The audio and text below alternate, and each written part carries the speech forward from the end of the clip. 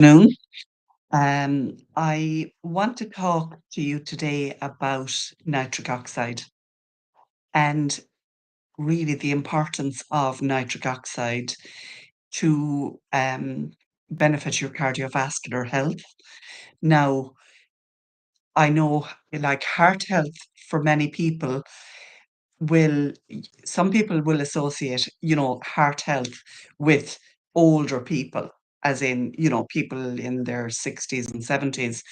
But in fact, we significantly lose nitric oxide production by the time we have hit our 30s and 40s, which is, relatively young.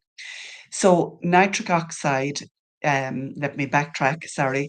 The 1998 Nobel Prize was awarded for the discovery that L-arginine, which is an amino acid, is a signaling molecule in the body, and it gets the body to produce nitric oxide. And very simply put, nitric oxide will melt the plaque in your cardiovascular system. So what that means from a really practical perspective is that you will have the energy and you will be able to uh, do things that really we all want to be able to do, well into our 80s and 90s. And actually, nitric oxide is considered to be the molecule of longevity. So we're not only talking about heart health, we're also talking about longevity. And there are a couple of things that I wanted to discuss today. The first is that I remember seeing last year, and I just did an internet search, and what I found was an article where MPs, now I know obviously that's the UK, but they're calling for defibrillators to be mandatory in new homes. Now, to me, that just does not make sense, because what happens if I'm at home on my own and I have a heart attack? What good is a defibrillator to me then? Absolutely none. So surely prevention is better than cure all day long. So when you increase your nitric oxide production, you are really putting yourself in a really good position to be in the optimum health. And um, another point that I think is worthy of mentioning and is important, do you use mouthwash? Well, if you do use mouthwash, you are doing yourself incredible harm, because it really wreaks havoc on the oral microbiome.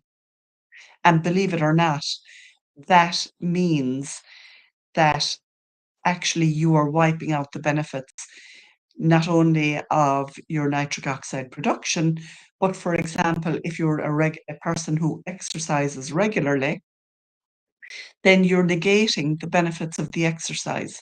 Imagine that. I think that that's like crazy statistic, but it's very good to know.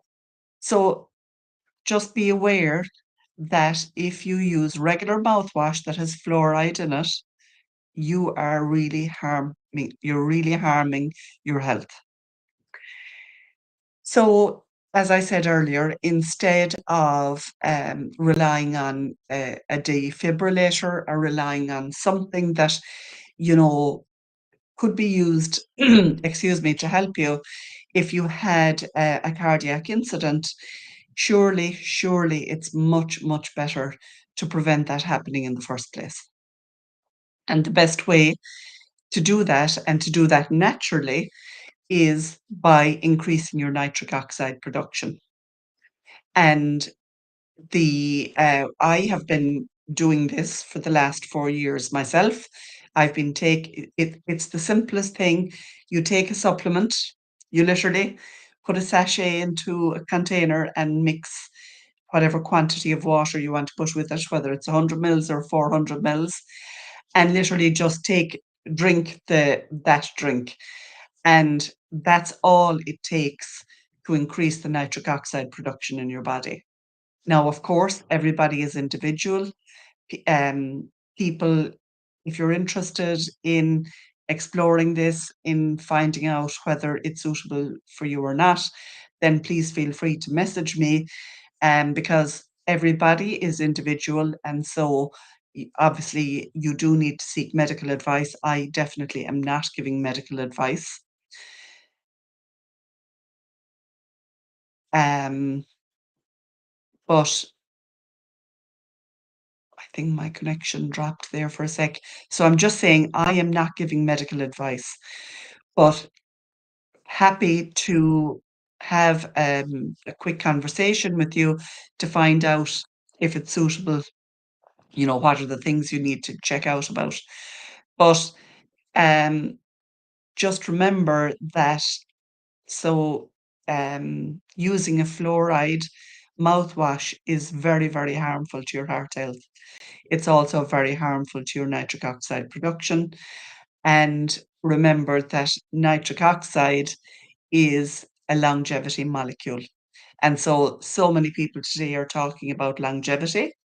Um, and of course, I am just going to add as well before I finish up that long COVID, which is something that is quite a significant problem for a lot of people, nitric oxide and L-citrulline will help with long COVID. And I know that that can be very debilitating. A lot of people really are suffering very significant adverse reactions, or not adverse reactions, but they're very adversely affected. And, it's really impacting on how they're able to live their lives. And so, really, the notion of your health span as opposed to your lifespan is very important. So that we're not looking at, somebody could live to be 100, but they could be sick for 30 years of that time. So what my aim is to help myself and help anybody who's interested in having getting some help from me, um, live a healthy life so that it's about quality as well as quantity. So I'm going to wrap it at that. Happy to share any information with anybody who is interested, but um, for sure, it's so important to be proactive about your heart health.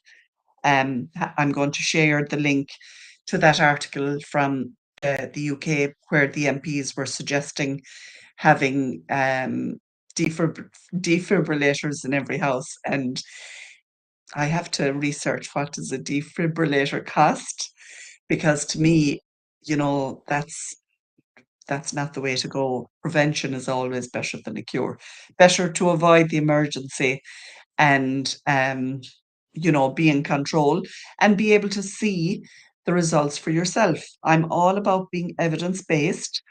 And so, as I've mentioned in the past, but I will mention again, I myself have a CAC score, which stands for coronary artery calcium score of zero point 0.5, which is pretty decent.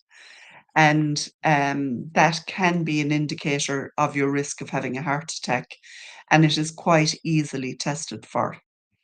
So I'm going to leave it at that. And happy to get any comments from you if you're looking for more information. I'm more than happy to share information with you. Take care. See you tomorrow.